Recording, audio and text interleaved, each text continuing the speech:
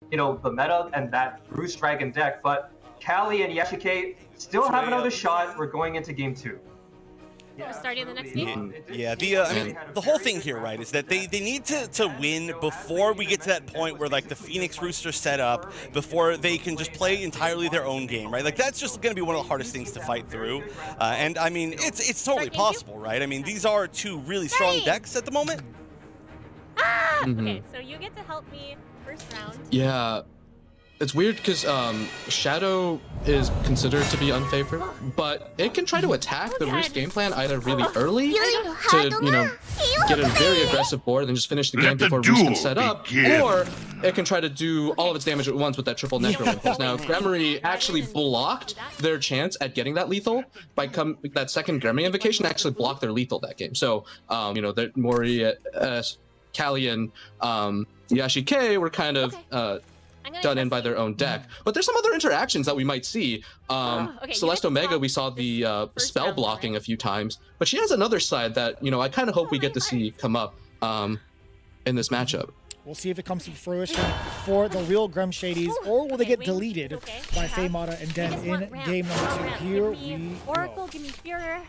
One of those would be nice. Okay, right off the bat, a really spicy mull there from Faye and Den, keeping the Bahamut there alongside the Dragon Devouring Dread. It does take fusion cards for cards that cost 7 or more. Bahamut is obviously a card that fits those conditions. Just gonna make sure that they can fuse every turn from turn 1. But Kali, well, you didn't want to invoke Gremory last game, so she's like, okay, here I am now. Do you like it better this way? She's showing up in your hand on turn 1.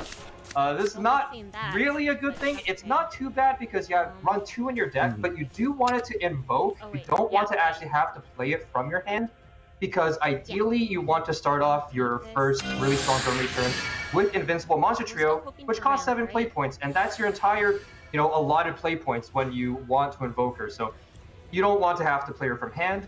You're gonna fuse into the Dragon Devouring Dread right away. There goes the Bahamut there. That was the reason they kept it for Faye and Den. Already drawing into one Ganagoza as well. And I just want to point out, you can see for the very first time, again, for those not as familiar with Buddy System, the coach muted a little graphic right there, because this is the first game where, again, on the even turns, the coaches are going to be muted. And so we're finally going to see the players kind of like really put all of their practice into play. We've seen so many times here on the Buddy System where like the first game will go really strongly one way, but then the next 2 games very different once the coach is muted. All right, and you see the immediate crystallization of Celeste Omega. That means in 2 turns that amulet will go away and summon, in this case, a full copy of Celeste Omega. That's going to sequence really well into Otherworld Gatekeeper here, because Celeste Omega's Reanimate can reanimate whatever Gatekeeper pulls. So that's a pretty nice opening curve for Kali and Yashike. And meanwhile, it seems like going to use Faye once and again, Den, of course, to get basically a free ramp there. Okay, Dragon Devouring Dread gonna gobble up that Ganagoza, and Bone Fanatic drawn off the top. That's not exactly what you want. That's actually kind of good, right? That means you won't pull one. Can we get a listen in on Kali and Yashike here? Welcome back to the land of the living. It will put up 3 attack on the board, and the next turn. Okay, so yeah, I'll just talk a little bit about next turn. If you draw like a 2-drop like another Reaper, then just go 2/2 with Gremory and Reaper is good. And if not, just Gremory and Bone Fanatic is already a fine thing to just put out on the next turn. Try to keep the Wicked Rebirth because we want it to be drawing us cards. All right, gotcha. Den, are you there? That's one of the ways that we see coaches like really kind of, I mean, especially when we're on the muted turns, we see them really try to explain as much as they can about the next turn, and we see them kind of wait until the end of their turn timer just so they can get that extra time to talk, and it seems like pretty good instructions, right? Okay, well, let's talk about next turn too. All right, so here. Yeah, for sure. Yeah, I'll face you head on. Gonna just play that Ruins Warrior here to ramp again. Of course, the coaches are muted on even turns, but it is a little bit, you have to keep in mind that Dragon ramp, so the number of play points, it doesn't actually match the number of the turn count. So that's going to be something to keep in mind in the future, in case we get any classic buddy system turns. But it is looking pretty good so far for Faye and Den. Once again, off to the races with their ramp. They have not drawn Resplendent Phoenix just yet, but Wings of Tomorrow could potentially look for that as well. They also have the option to fuse a third time into Dragon Devouring Dread, and that's actually going to draw them 2 cards right off the bat without costing any play points, so that's going to be an option as well. Okay. And it might even be good that they don't quite have the Phoenix yet. You generally want to play Phoenix when you're ready to draw like a lot of cards, and you can see them going over the next couple of turns. Great to meet you. So yeah, like, you know, presumably they're gonna try to just clear the board and try to wait for them to have a lot of cards to pick at once for a Roost. As we get into Callie and Yashike's turn, we see the crystallized Celeste Omega popping into play. And so this is a Coach Muted turn. Callie's on her own on this one, and this is a very awkward turn. So she does decide to hold on to the series, make sure that she can evolve that. I do like that idea. The token is going to be really, really useful in this matchup to set up a big burst of damage that Dragon won't necessarily be able to play around with all of their healing. Okay, it's gonna be on my own. It's my own turn.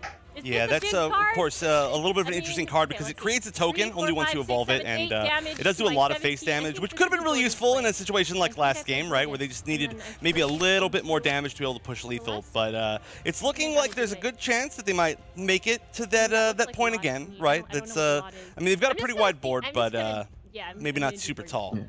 Vile dragon, repent your wicked deeds. Wipe out most of this board. It looks like that's what we're gonna see. Kiss him through, Escalon! They are not know the wrath of my spear. An even better clear, because then they would be able to ping negative 2 damage, and then afterwards it would also get destroyed by the Gorgeous effect. But now we get just 2 things left over. Not a huge deal, but that ward being up could be a little bit annoying because the series is going to be a Bane follower, and having a Bane behind a ward is, you know, sort of a classic sort of a CCG type of move. Not going to be a massive problem for more of a control deck like Roost, but it is a nice thing to see. Wicked Reaper in hand as well. Callie's hand is running low on hand size, but that Wicked Reaper is just going to draw back a bunch of cards. I believe we are at 4 last words right now, or 5 actually. I think it's 5 because the Celeste Omega Amulet also counts as a last word. Oh, it's not glowing. Oh, it doesn't glow, right? Yeah, so I think it's 5 though. Okay, I it has to be 5. Yeah, they just played it, so yeah. Exactly 5. We popped the skeleton through Nightmare Devourer and retracing the past here. Nightmare Devourer not going to be too useful until possibly much later in the game. Sometimes it's useful for generating a lot of tempo. It basically spends all of your shadows to summon copies of yourself. Prepare yourself! And sometimes it gives you a great board, but you know, we want to actually remember at some point in this game, and using up all those shadows and not necessarily getting them back is going to be, you know, making our game plan a little bit slower. Creating that board is not going to be too scary for a deck like Roost. So we're probably not going to see the Nightmare anytime soon. Series does come down. We are going to get that token in hand. Hopefully we'll see Nightmare, Mystical Monster Trio, or maybe even a Tyrant to put that token on. Bahamut off the top. That's already 2 Bahamuts that we've seen from Faye that are not going to be affected by Roost. Can we get a listen in on Faye and Den here, actually? This is a pretty big I'll open the way. You follow behind. That's not ramp. Can we get some ramp? That's not ramp. We can fuse the Lucifer. We can do that. If we get a Phoenix, we're still playing it here. Oh, no luck. True. Oh no, a second big Zell too. That's unfortunate. Okay. Oh no, a second big Zell too. That's unfortunate. So this is really lucky, right? To get a Saris this turn. So this is really lucky, right? Next turn. To get a Saris this turn. I suppose. We are hoping to get a Phoenix. Okay. Anyway, next turn. Phoenix. We are hoping to get a Phoenix, Evo the Phoenix, draw. If they make a really wide board again, sell. If it's like Tiamat answers a lot, right? Yeah, that would be four play. There's a right now? You can play the Goddess of Rebirth. What do I right now? Mm-hmm. Wow, we've never done this before, not even in practice. What's this? What does that mean? Okay. Use it. Wow, we've never done this before, not even in practice. What's this? What does that mean? Next turn is looking like a Tiamat Dawnsplendor Evo. Okay, thank you. Oh no! Wow. That was just in the nick of time. Like, we've never used this in practice, I don't think. You are mine. Yeah, what a weird situation. I like the fact that that just never came up in practice, but that's just one of those things, right? There's so many alternate uses for cards that you can run into situations like that. You're like, wait, I've never like accelerated this before. What does it even do? Oh, I like this move. Did you see? I'm only getting stronger. Sense small blood. Evo playing around. Wait, but that's not the. But that's not the that's not the one with Darkest Desire, right? They picked a Nightmare Devourer, but they did not evolve the one that would be the one on the left, or on the right. On the right, the one next to series. Yeah. All right. So that's the one that has the actual token effect, but Faye and Den, now that they now they finally try and ramp, it is a little bit late, but they can definitely deal with this board, and there's two ways to do it. And Den did say to go for Tiamat. I shall reveal your inner light and ramp, baby. But that does leave quite a few 2-1s on the board. But Dawnsplendor, yeah, I'm a little. The card that rotated out, he's gonna reduce storm damage next turn. So Necro Impulse is not gonna be lethal for sure. I'm confused. Yeah. I'm concerned because Faye mentioned they've never made this play, so I don't he probably didn't have time to explain, you know, Dawnsplendor Evo also allows you to get some really nice tricky board trades. There's a very timely effect for this board, but they have to find it. Like if you shrink the Nightmare Devourer on the right, that Darkest Desire token, which cares about the attack power in the Nightmare Devourer, that thing will go to 0 attack. I have just 2 more forever. Evo points and we can get them back in. Well, you know, dealing 0 damage. I'm so sorry. But we're gonna actually evolve it. I'm not sure if they actually realized that there was the evolve effect there. They're gonna trade into the Scorpion, at least get that off the board. You know, it's not too bad though. We are gonna at least survive. Okay, Chris is a massive top deck, especially because we just committed on that Nightmare Devourer. The nice thing about that card is it generates an entire board of Last Words followers. So here comes the active Chris, the first time we're going to see that on stream today. And we're going to see just how much work it can do in this game where Faye and Den, they still haven't seen Roost yet. I just don't know how many... This here's the shady part. Why don't you explain exactly what Chris does when you have the 10 last words? All right, well... When you have the 10 last words, it gives you this leader effect where at the end of your turn, every follower that has a last words effect on it is going to gain +2/+2 and ward. So they become super chunky and they become, you know, they get wards. So you can't attack through them for free. It's super annoying, a very defensive card. And they are actually going to destroy... They destroy the Nightmare Devourer to get the 2 followers back to draw with the Rebirth. Instead of opting to destroy the Chris, no, that was good. Because if you destroy the Chris, like the Chris is not a last word follower, he doesn't get buffed, but the Devourer does. This looks like a DDD. Yeah! They seem to have missed an attack with those Nightmare Devourers there, which is... Agreed! I don't think those have Storm. Dawnsplendor only has Storm, or only cares about Storm, right? Or does it... There's like some other cards that care about Rush? Maybe the buff update. It's only Storm. So if it's like a Storm card that survives and then it attacks, it would lose attack, but not. Oh, I was hoping that there it is. The entire board gets eaten by Dragon Devouring Dread. I think we mentioned this potential, and no shadows again. This is an extremely delayed Gremory for Kali and Yashike.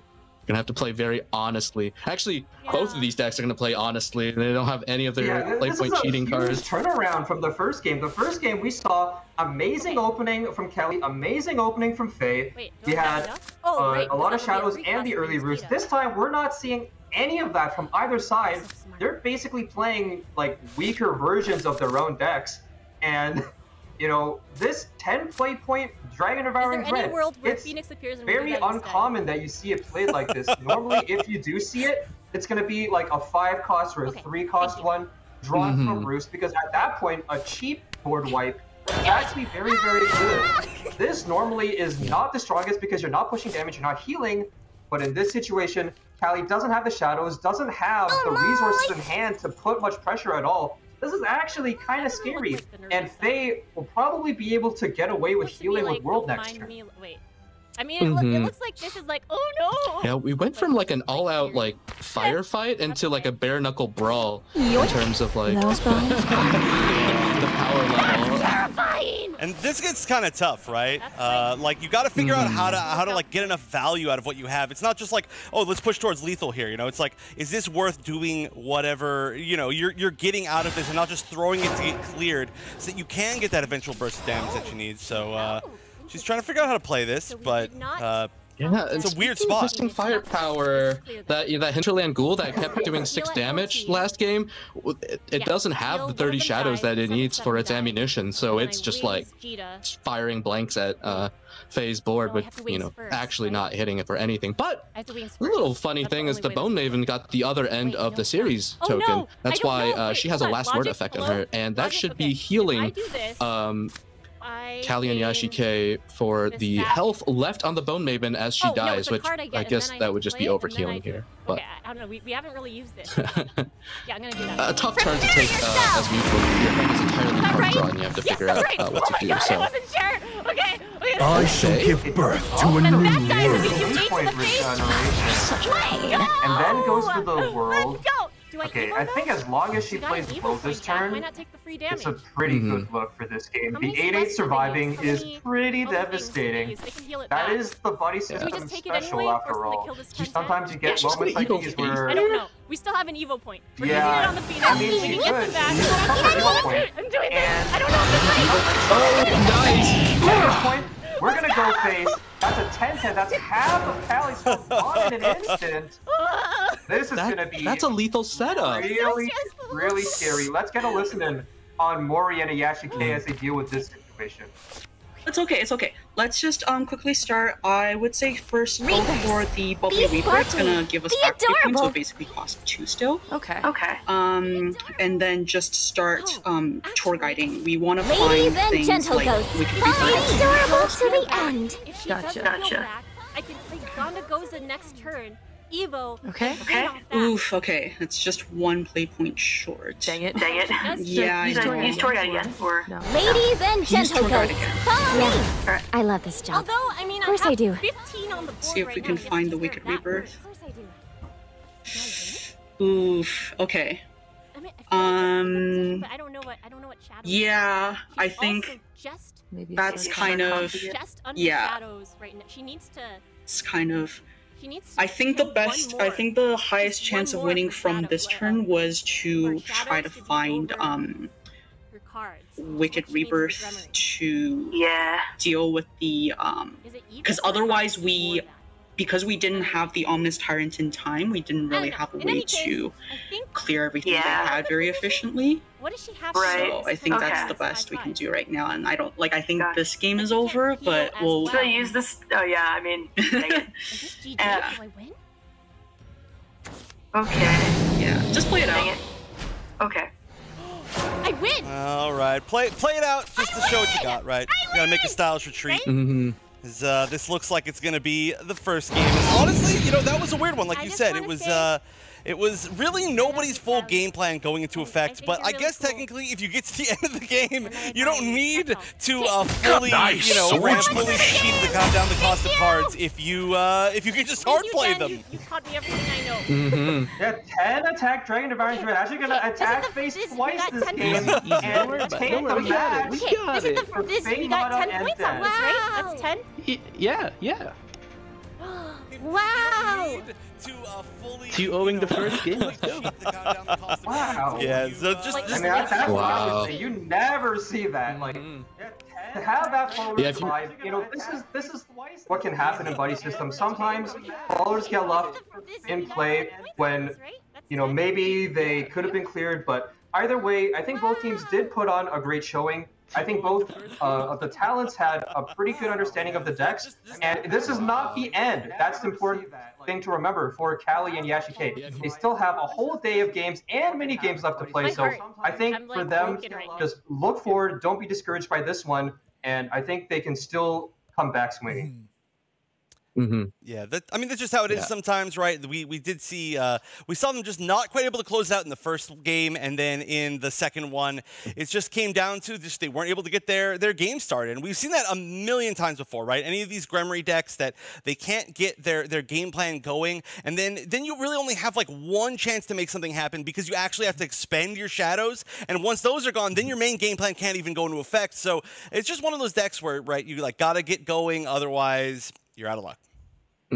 Yeah, I had some experience coaching a player through one of these Gremory decks, and when you are like when you're not firing on all cylinders and you need a setup turn going into an uncoached turn, and you have to try to explain the game plan, it's so hard to come up with something optimal. So like you're just like, all right, well, if we get this, let's just do the best we can without, you know, like a set of like 10 instructions. Like And so we saw the results of our first set. Let's take a look at where we're at in the points. As you saw, Faye exclaim she got 10. She sure did, for winning 2-0 in the best-of-3 match against the real Grem Shadies. But that's only the first match of many more to come.